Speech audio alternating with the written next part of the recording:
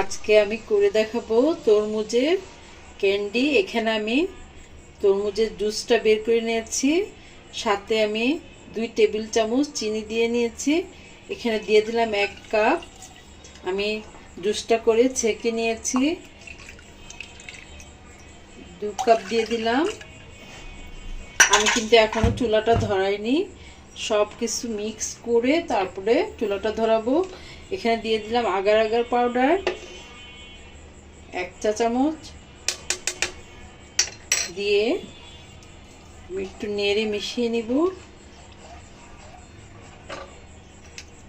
আর এখানে আমি দিয়ে দিচ্ছি কালারটা সুন্দর দেখানোর জন্য রেড কালার 1 ফুটা দিচ্ছি আমি। এটা না চাইলে আপনারা স্কিপ করবেন।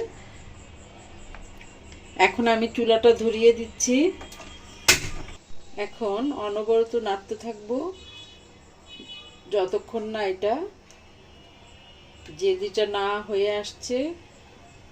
আর নাড়তে হবে, না হলে নিচে লেগে যাবে। আমার মিশ্রণটা ঘন হয়ে আসছে। আমি এখন এই অবস্থায় চুলাটা নিভিয়ে দিব। গরম গরম থাকা অবস্থায় মোল্ডে ঢেলে নিব।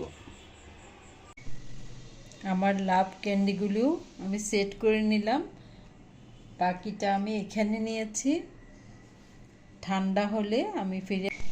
আমার তরমুজের ক্যান্ডিগুলো আমি আনমোল্ড করে নিয়েছি, এর মধ্যে সবগুলো করে নিয়েছি। একটা আমি দেখাচ্ছি, এই যে আমি উঠিয়ে নিয়েছি। এই তো আমার হয়ে গেল খুব মজার ক্যান্ডি। যে বেবিরা তরমুজ খায় না, ওদেরকে এইভাবে ক্যান্ডি বানিয়ে দিলে ওরা খুব মজা করে খেয়ে নেবে।